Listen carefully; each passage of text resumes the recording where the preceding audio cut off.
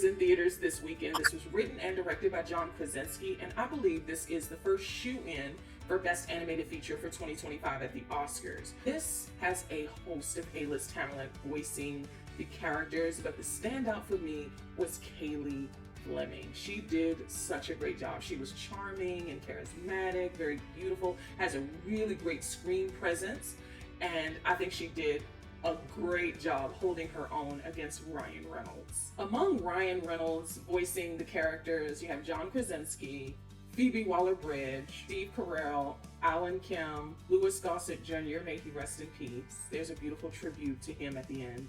Emily Blunt, Bill Hader, Bradley Cooper, Matt Damon, George Clooney. That was a surprise, a pleasant surprise. Matthew Rhys, Blake Lively, Brad Pitt, Maya Rudolph, Chris Maloney, Sam Rockwell, Jon Stewart.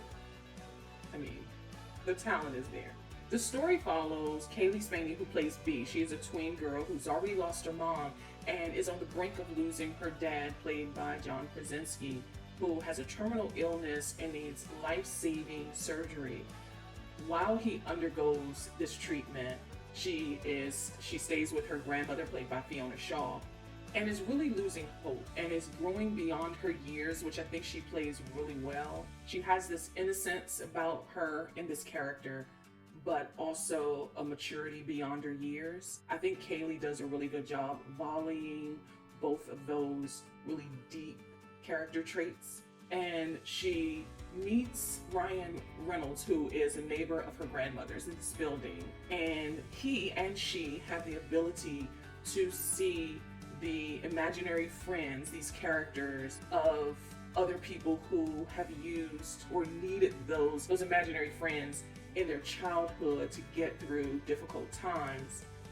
And so she is tasked with pairing them with new children who may need them, or reuniting them with their former childhood friends.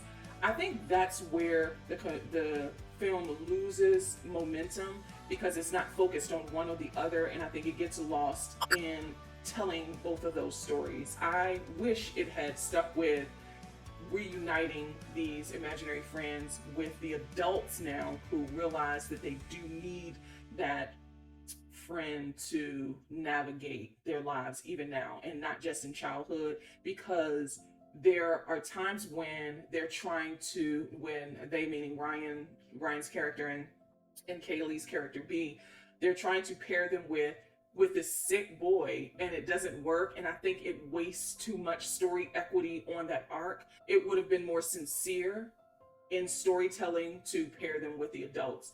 Another issue I had with the film was it was really strange. Ryan Reynolds is an adult that is inviting this young girl into this apartment with these imaginary friends. Like, it just felt a little cringe, borderline cringe. That's a portal how I see life. And so I don't think everybody, especially children, may not get or see it this way, but I found it a little cringe that he is traipsing all over New York with this young girl who is a stranger, and at one point he takes her to the Wonder Wheel, which is abandoned really, and the scene pays off because this is the middle section of the film, the second leading into the third act, where there's like this big dance number and Tina Turner tribute, and I thought that was beautiful, but the backstory of it all just felt a little cringe for me. However, and here's the thing, this is just a me thing, but how I viewed it is it was cringe, but it does pay off. It just takes a long time to get there because so much time is spent doing so many other things that I don't think it was focused. And so my mind kept wandering away from the larger narrative of the story because it felt cringe for this adult stranger it felt like grooming this young girl with characters in New York, and her most vulnerable state, because she is grieving her mother and her father is on, basically his deathbed. It felt cringe, and I kept thinking, again, wandering away from the story and thinking, what if instead of a male character, this was a female character? I wonder if I would have been more comfortable with that arc of the story if I would have, because I didn't know the payoff yet. or if she should have done this with just the characters. That's what I kept thinking, which was too distracting to enjoy until the payoff. And the payoff, it's 2 scenes and it's at the end.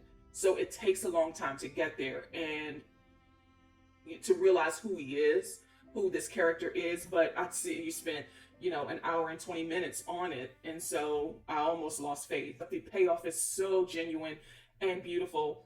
This is not unlike Toy Story meets Monsters Inc. I knew that going in because of the trailer. I felt like it was a lot like Monsters Inc. and Toy Story. And so I love those movies. I think that this is a good complement to them. Overall, this is a beautiful movie. I thought the score was great. It paired really well with the scenes. The animation's beautiful. The color scheme is so vibrant. That musical number in the middle of the film was really entertaining. Like the tribute to Tina Turner, and again, the Lou Louis Gossett Jr. tribute at the end credits. The voice work was good. It was so funny. I thought the jokes landed. The humor was really punched up. I also love that instead of a villain, there was an antagonistic force, which was her maturing beyond her years too fast because she had to, because her mom had died and her dad was on the brink of death. So I like stories that have an antagonistic force instead of this mustache twirling villain. I think that's also digestible for kids. This is PG-13. This is a family film. And so having the antagonistic force instead of some bully, I thought worked for the overall narrative of the story and for its audience. There were quite a few kids in the audience and they were really into it, which that's really what it's all about. I think this probably would have done a lot better coming out around November, like the holidays, I think. As a summer blockbuster, I don't know that this is going to make the money at the box office that it deserves. I hope I'm wrong, but the theater should have been packed today and it wasn't, which is surprising. There are quite a few options this weekend. I'm just surprised that the theater I was in wasn't packed. I did see this in Dolby at AMC. At any rate, If is currently in theaters this weekend. See it on the biggest screen you can find.